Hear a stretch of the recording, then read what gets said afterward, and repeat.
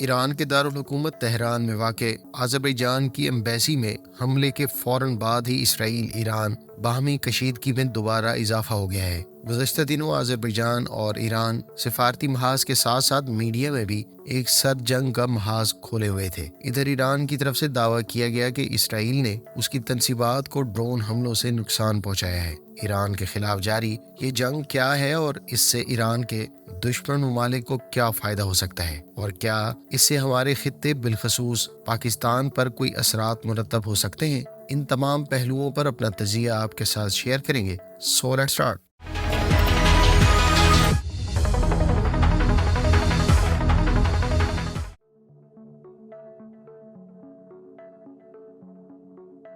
Social media اور ایرانی media میں گردش کرتی ہوئی ویڈیوز کے مطابق ویپنز کے ساتھ 2 افراد آذربائیجان کی ایمبیسی میں داخل ہوتے ہیں اور ایمبیسی کی سیکیورٹی کے انچارج اور 2 سیکیورٹی گارڈز کو نشانہ بناتے ہیں۔ اس دوران ایمبیسی اپنے دیگر عملہ کو ہنگامی بنیادوں پر محفوظ مقام پر منتقل کر دیتے ہیں۔ آذربائیجان حکومت نے اس حملے پر شدید احتجاج کیا اور آذربائیجان کے صدر نے اسے ایران کی طرف سے کھلم کھلا دہشت گردی کا نام دیا۔ آذربائیجان کی وزارت خارجہ نے اس کی وجہ ایرانی حکومت کا عوام میں آذربائیجان کے خلاف متشدد اور انتہا پسندانہ پروپیگنڈے کا نتیجہ قرار دیا ہے۔ دوسری طرف ایرانی حکومت نے آذربائیجان کے الزامات کو مسترد کرتے ہوئے اس حملے کو ایک خاندانی معاملے سے تعبیر کیا ہے اور اس کی وجہ آذربائیجان ایمبیسی کا حملہ آور فرد کی آذربائیجانی نژاد بیوی کو گزشتہ 9 مہینوں سے ایمبیسی میں مقید کرنا قرار دیا گیا۔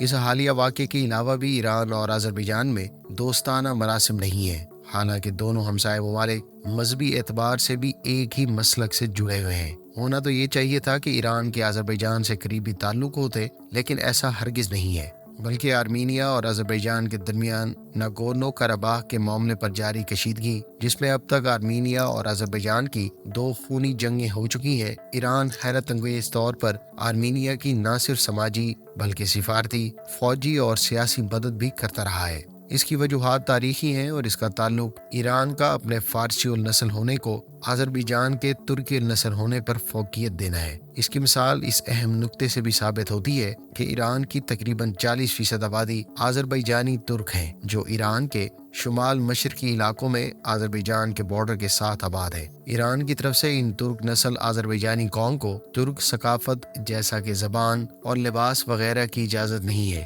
ایسے میں آذربائیجان ایران میں بسنے والی کثیر آذربائیجانی نژاد آبادی کے حقوق کے لیے آواز بلند کرتا رہتا ہے، جو کہ ایران کو ہرگز بھی پسند نہیں۔ اسی پس منظر میں آذربائیجان کے ترکی اور اسرائیل کے ساتھ کیے جانے والے اسٹریٹجک معاہدے اور خصوصاً اسرائیل سے دورس اور کثیر الجہتی دفاعی تعاون نے بھی ایران کو آذربائیجان کے ساتھ اپنے معاملات کو مزید پیچیدہ کرنے پر مجبور کر دیا ہے۔ یاد رہے کہ اسرائیل اپنے استعمال کی قریباً 48% گیس اور تیل کی ضروریات آذربائیجان سے پوری کرتا ہے۔ جواباً اسرائیل بھی آذربائیجان کو ایک ہتھیاروں کی منڈی کے طور پر دیکھتا ہے اور اس نے اپنی بہت سی کمپنیوں کے دفاتر آذربائیجان کے دارالحکومت باکو میں قائم کیے ہیں۔ یہی وجہ ہے کہ آذربائیجان اسرائیل کے دفاعی ساز و سامان کا بھارت کے بعد دوسرا بڑا خریدار ہے۔ اسرائیل کی تقریباً تمام بڑی کمپنیوں خصوصاً اسرائیل ایروسپیس انڈسٹریز، ایلبرٹ سسٹمز، رافائل اور ملاد اپنی UAVs، OPVs اور SAR بحری جہازوں کے علاوہ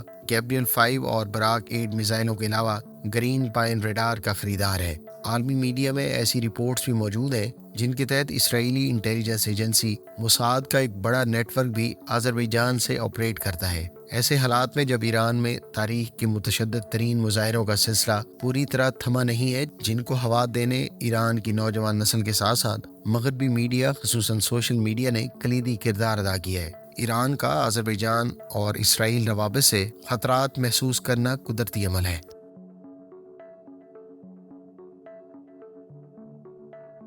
ایران کے دشمن ممالک جن میں اسرائیل سر فہرست ہے، یہ چاہتے ہیں کہ ایران کو ایک ہائبرڈ جنگ کے ذریعے معاشی، سماجی اور دفاعی محاذوں پر مصروف اور مفلوج کر دیا جائے۔ ایرانی حکومت معاشی لحاظ پر اپنی بہترین پالیسیوں کی وجہ سے ڈٹی ہوئی ہے، البتہ دفاعی لحاظ پر اسے نت نئی مشکلات کا سامنا ہے، جن میں 2018 سے جاری اسرائیلی ڈرون حملے اہم ترین ہیں۔ مغربی میڈیا کے مطابق اسرائیل کی طرف سے کیے جانے والے حملے ایرانی دفاعی تنصیبات خصوصاً ایرانی نیوکلیئر اور اسپیس سینٹرز کو شدید نقصان پہنچاتے رہتے ہیں۔ دوسری طرف ایرانی میڈیا کا یہ دعویٰ رہتا ہے کہ ان ڈرونز کو ایرانی ایئر ڈیفنس کے یونٹس بآسانی انٹرسیپٹ کر لیتے ہیں۔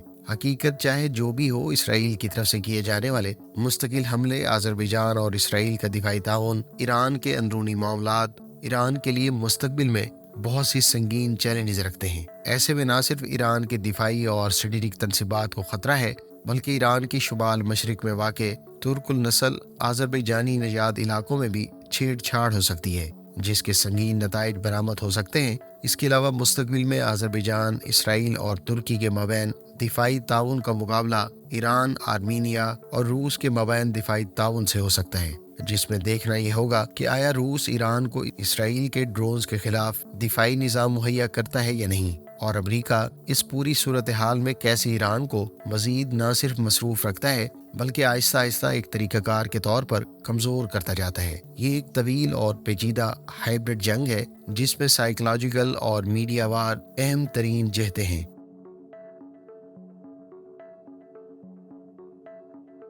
پاکستان کے لیے یہ تمام تر صورتحال اہم ہے۔ ایک طرف پاکستان پر اسرائیل کو تسلیم کرنے سے متعلق پریشر میں دن بدن اضافہ ہو رہا ہے اور پاکستان کے معاشی اور سیاسی حالات استحکام سے کوسوں دور ہیں۔ دوسری جانب بھارت، جو قریباً تمام معاملات میں اسرائیل کی عسکری پالیسی پر کاربند ہے، مستقبل میں پاکستان میں ڈرونز حملوں کا مرتکب ہو سکتا ہے یا نہیں، خصوصاً جب پاکستان میں دہشت گردی کی ایک نئی لہر شروع ہو چکی ہے۔ ایک اور اہم نقطہ ایران مخالف قوتوں کا داعش کو افغانستان میں مزید فعال کرنے کی کوشش کرنا ہے، جو کہ ایران، روس، چین اور پاکستان سمیت خطے کے تمام ممالک کے لیے اہم خطرہ ہے۔